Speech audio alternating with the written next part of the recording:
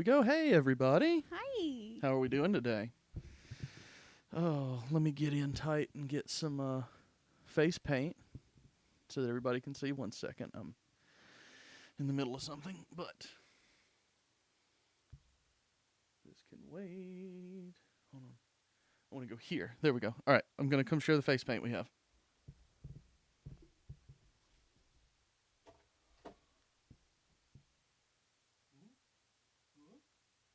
Terrible. The glare on my glasses. Okay. But yeah, I imagine that's Kyle, who's our viewer right now. Hey, Kyle. I'm pretty sure. Kyle likes to call himself a prelude. Dobby, go away. Hey, buddy. He said, yeah. Well, we're live. We had 2 viewers for a minute, and not anymore. We have Kyle, though. Dobby, stay down there, please. You're a problem. You're an asshole. Okay, let me see. But he's a cute asshole, so we're going to keep him. I don't know about all that. All right, well, do we want to go ahead? Yeah, start? sure. I don't think anybody else is joining the party, so let's do it. Okay. All right, let's get that going. And I'm going to pull up our recording software. And I will cue you in just a second, Leah. All Hold right. on. I don't have my notes up. Okay. All right. Are we ready? Who starts these things? Is You it do. you or me? You do. Well, shit, we should have probably figured this out before we went Yeah. live. Well, I mean, we did it a week ago. You could have you could have remembered. I didn't. It's Hey Y'all, I'm Leah Lawrence. I'm her Uh-huh. husband, Mitch Lawrence. Welcome to Tailgate Tales Special Series Southern Spirits Podcast. You're right, I got this. And then I say each week we're, doing our thing. Yep, yeah, I remember. We're good. Okay. You ready? Yes. All right. 3, 2, 1.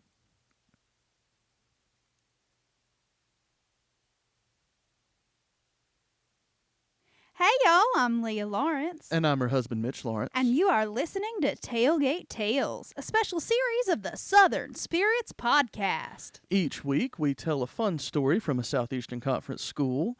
Leah, which one are we going to talk about this week? This week we are doing the University of Arkansas. All right. Well, the University of Arkansas, so far this year is 1-0. They had a big week 1 win.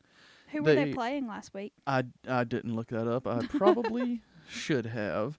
But this week they are playing Ole Miss at Ole Miss at 6:30. That'll be a fun game. Right. Is Ole Miss any good this year? Because they were last year, weren't they? I don't know. I really don't know. Maybe we should actually get into sports a little bit. I don't sport. I'm sorry. Yeah, who does? But they're playing at 6:30 at Ole Miss on September 7th. So there's that. And the tradition we're going to do for Arkansas is called Calling the Hogs. It's a big one for them. This is from the article Arkansas Traditions from the website of the university, so it's pretty easy to find. What you do, the hog call is one of the most recognizable chants in all of sports. Here are the basics. We're going to go through it. This is from that article, and then I'm going to show you a little video of it. Are you going to teach me how to hog call? I am. It's very First exciting. things first, I'm drinking the same beer that I was last week, the G20, G13. There we go. And we are going to this slide, Calling the Hogs.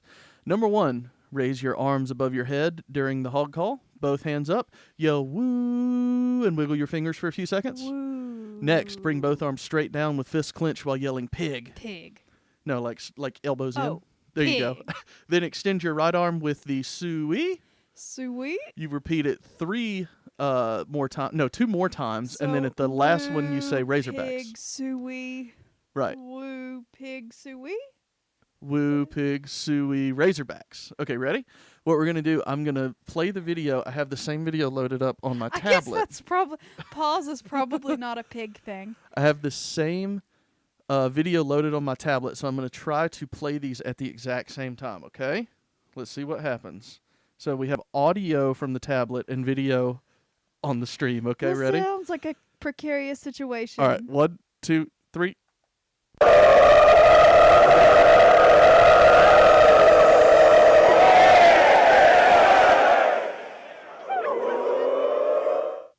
Oh, God.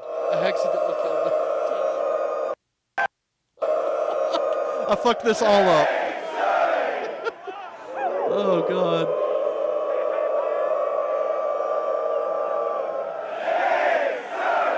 Yep. There it is. That's all of it. So there you go. Wasn't that fun? That was a thing. Now we know how to woo pig suey, don't we? Now, I've been looking to get ideas of what to do for face paint because, Mm-hmm.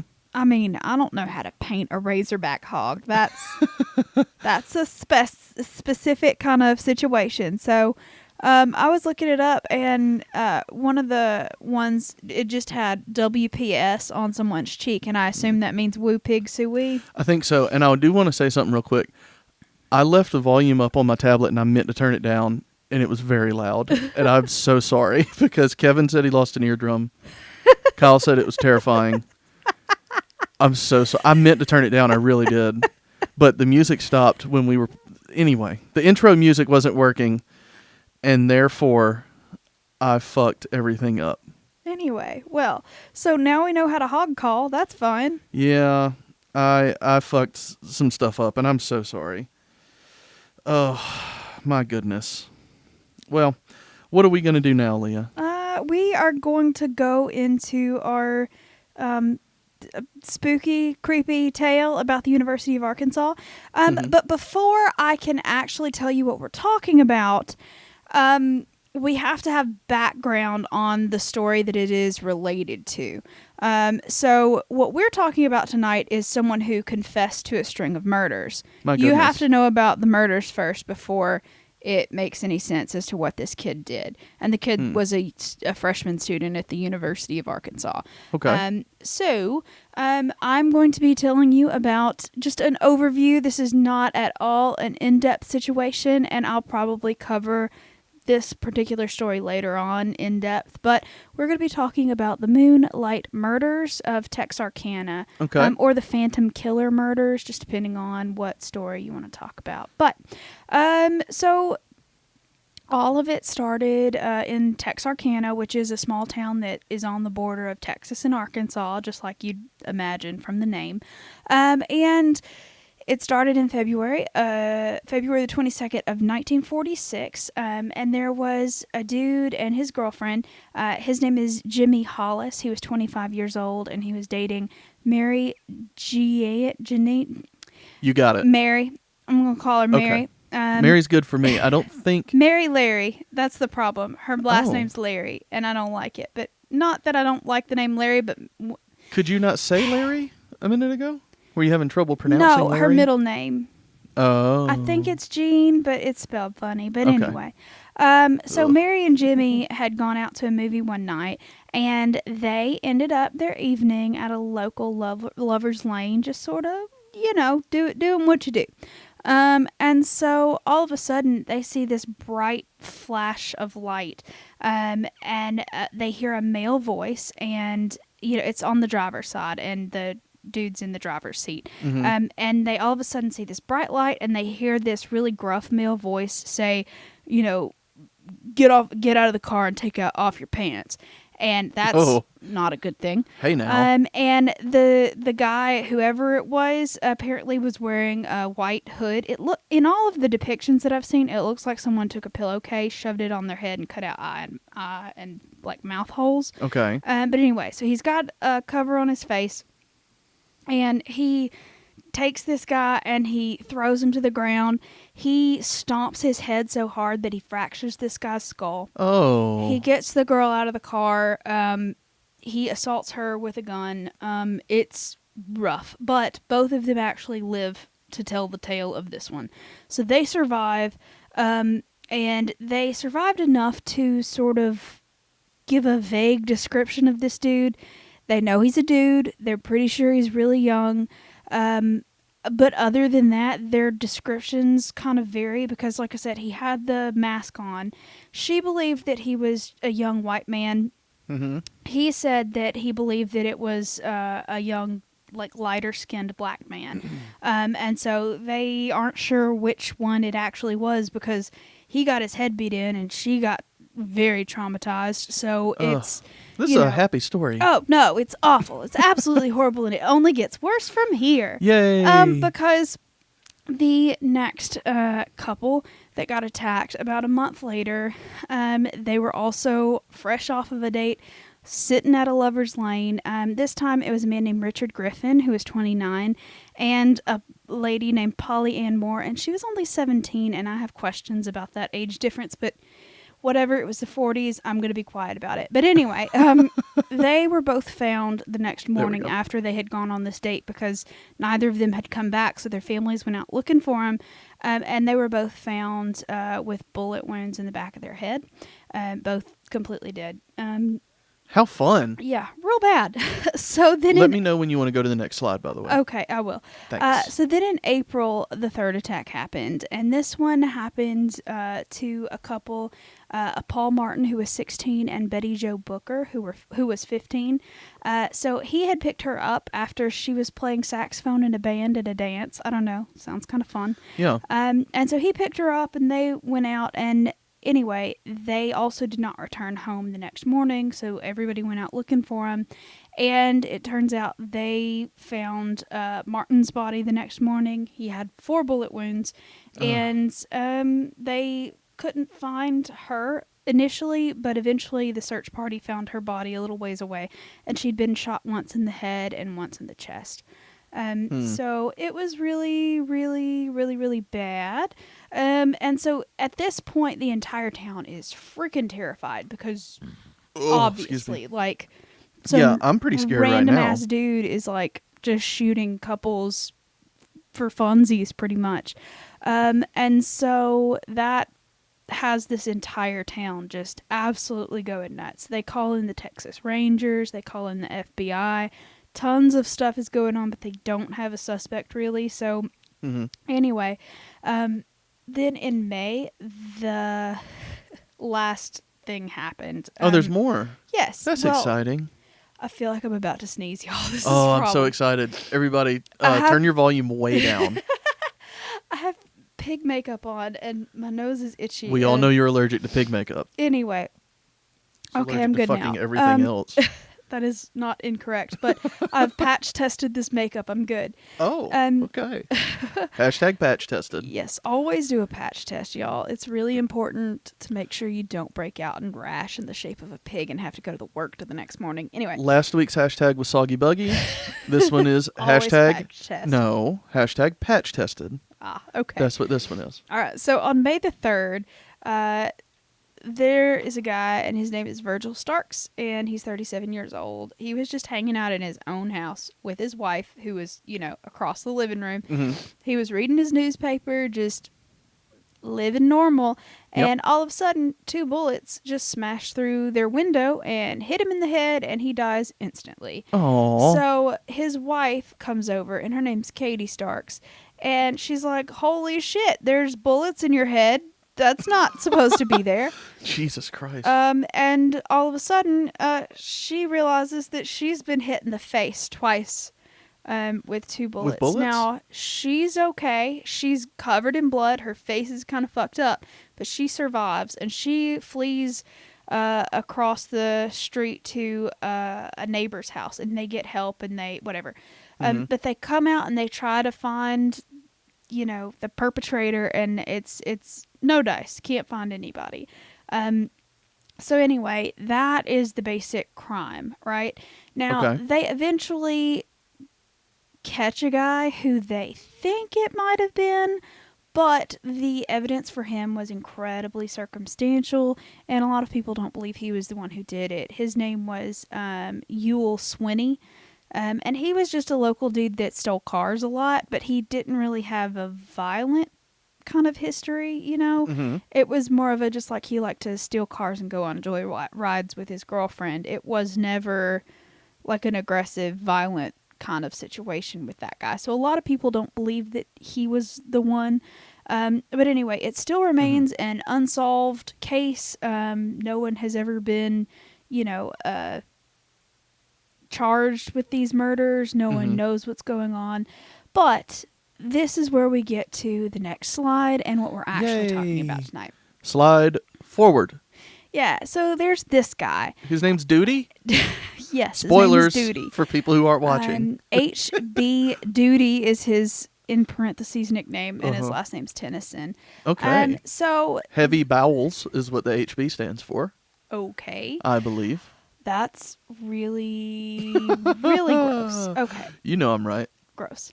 But anyway, so a couple of years after all of this has died down and happened, so that happened in 46. It's November, so 2 years later, in 1948, this HB Duty guy is an 18-year-old. He's a freshman at the University of Arkansas. He's done a semester. He's like doing okay. He's living in a boarding house right there next to campus. For the most part, he's from a pretty well-off family. They're paying for him to go to school. It should be not a huge deal, right? But Mm-hmm. turns out they find him dead in his bed at the boarding house at college. Good God.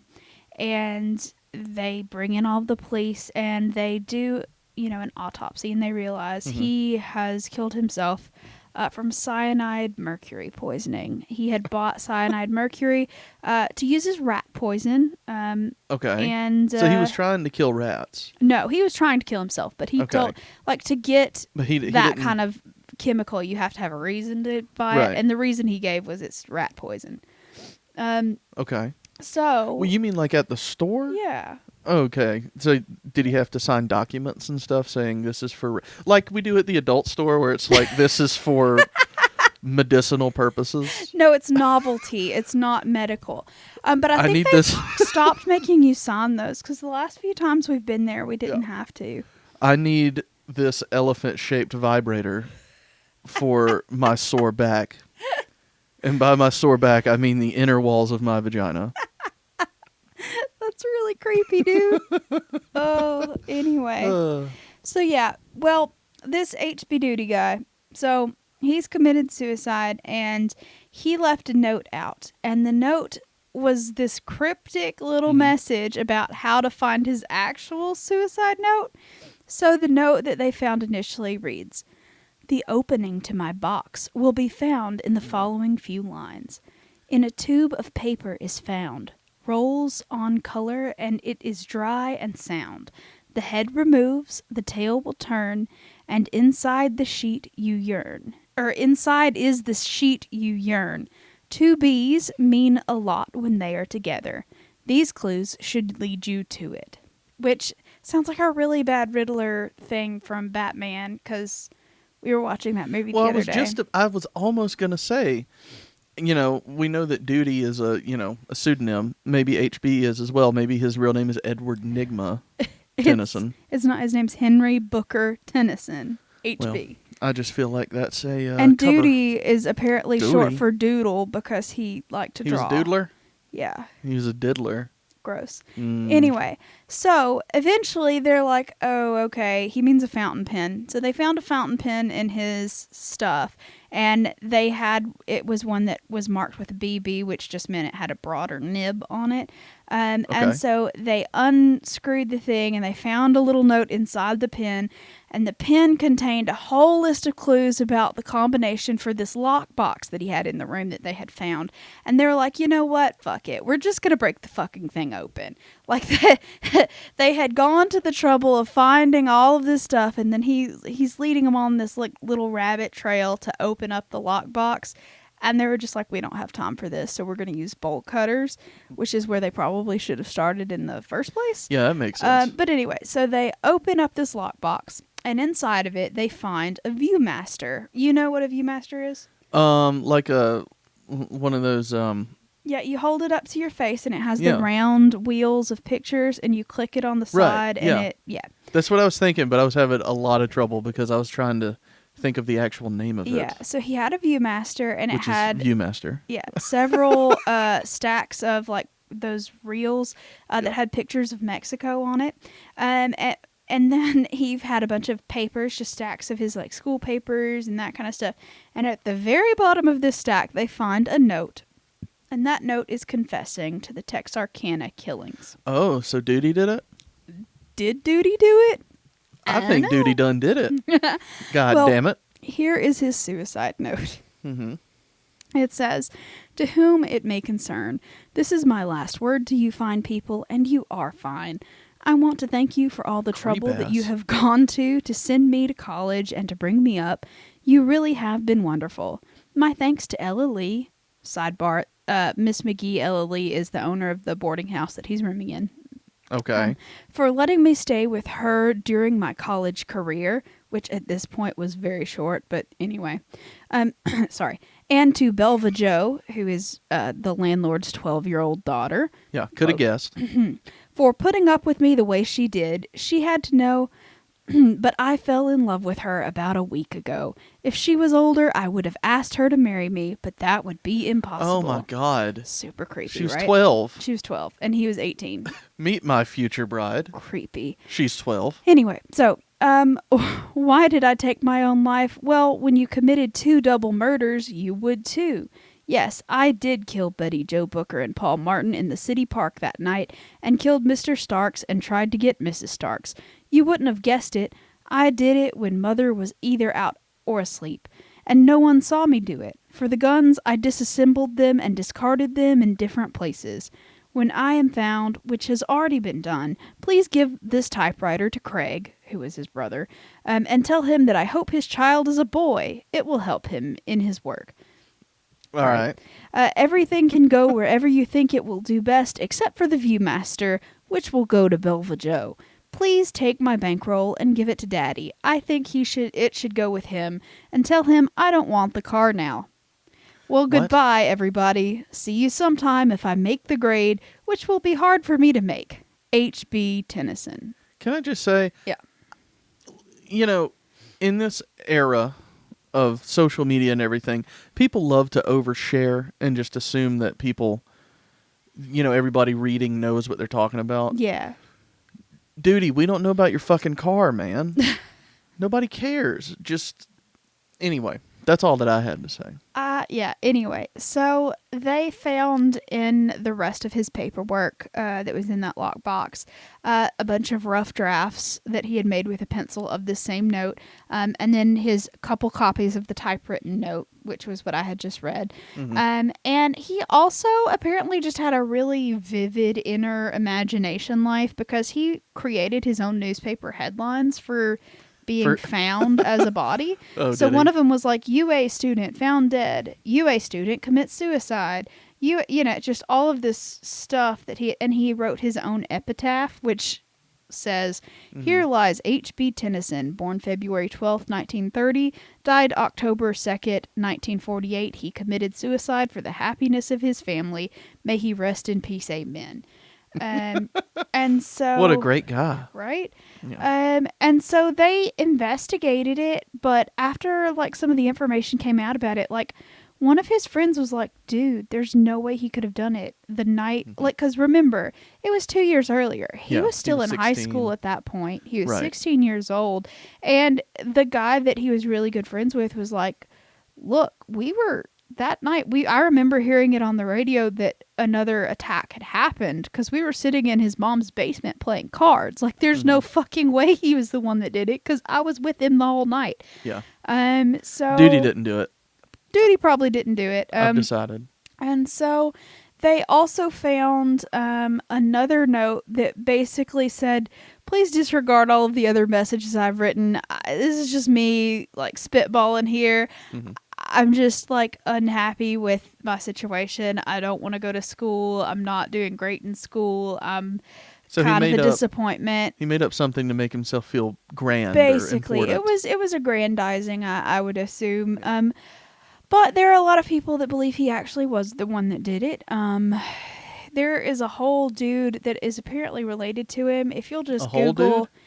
huh? A whole dude, as Old opposed to a dude. half of one. There's a piece of dude No, that's related to him. there's a whole website. It's Texas psychiatrist or psychiatric. I don't know. Just type "did Duty do it" in Google and you'll find it. You might find some weird fucking porn too. But Don't put on safe search and then click "did Duty do it." But there's a gentleman that I Uh, believe is like a cousin of this man, and he has written a couple of books like explaining why he was the one that did it. So mm, maybe that's true, maybe it's not. I don't honestly know because I've not delved super deep into this story. I've mm-hmm. watched a couple documentaries. That's about it. So I am by no means an expert on the subject, but just looking at the information that I've seen, I don't think he really did it. Yeah. The only like real connection that he had with the people that were murdered was that he went to high school and was in the same high school band with the girl that was shot, the Betty Jo Booker. He played trombone, she played saxophone, but according to Yeah. everybody, they weren't friends. They Yeah, because he were sounds like a fucking acquaintances, nerd. but yeah. And a lot of his family also said that he was super duper into like comic books and radio programs and was just really an introverted kind of dude that like just sort of liked that fantasy world situation. And Mm-hmm. so a lot of people believed this was just his own like, how can I go out with like a flare and be noticed? You know what I mean? Mm-hmm. And so he did. And that's Arkansas's, like the University of Arkansas's sort of connection with that Texarkana moonlight murder. Oh, so we got to buy y'all now? Yeah, so that was that was it. Oh, well, that was a fun story. Except for all the Except for murder all and the everything. people getting murdered and Yeah. suicided. Yeah. So all of it. But No. the woo pig part was fun. It was, but like I said, it was very fucking loud, and I'm so sorry about that. You fucked up the only fun part of this episode. I mean, I really fucked it up too. It was so loud because I really meant to turn it down, and I forgot. It sounded normal in my headphones, but Yeah. I'm sure there's a reason for that. Yeah, it sounded great in the headphones. It did not sound great on the stream because I Oops. knew it was going to be too loud, Yeah. and I went and did it anyway. All right. Well, that was our show. I hope Yeah. you enjoyed it. Yeah, I did. Good. I think Dobby did too. He's I been want to sitting go here with wash us. this shit off my face. No. It's great. It's great face paint. I'm sleeping in this actually. You can, but if your skin is stained red in the morning, it is not my fault. I'll just go to work super racist, as opposed to mildly racist like I do every other day. Yeah. All right. Well, that was fun, and I don't know. What do we do now for our tailgate tales? We just say bye, y'all. I guess we say bye, y'all. Okay. Well, we'll see y'all next week. Bye, y'all. All right. Let me get the audio stopped. Okay. All right. Well, that was fun. It was. Yeah, let me get this off. Y'all want to watch some YouTube videos out there on the Twitch stream? Let's see real quick. I don't think anyone's on the Twitch stream, are they? Yeah, we still got 3 viewers. Hey, y'all.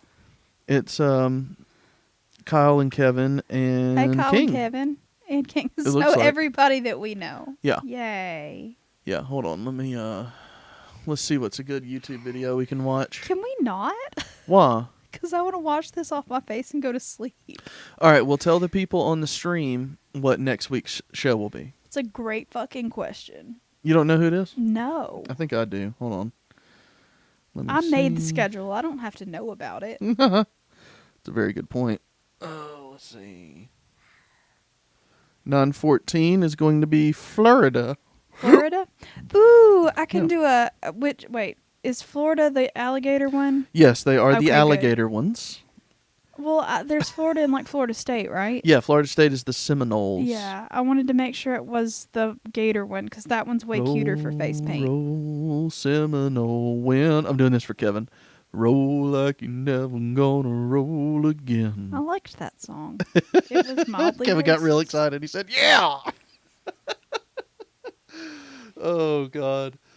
Anyway, but yeah, we'll do Florida next week, and this week was fun. I think Yeah, I we had a got to great hear time. about some murders. It's always fun to hear about murder. #murder. Yeah, who doesn't love some good old fucking murder? Oh, stop looking at me, dude. That's weird. Sorry. Not you. Yeah, I know. He's a dog, though. All right, y'all. I think that's going to do it for this week. So I enjoyed myself. We hope that y'all did. Leah, did you have a good time? Yeah. Okay. Well, that's great then. All right, y'all. We'll see y'all next time for this show. Bye now.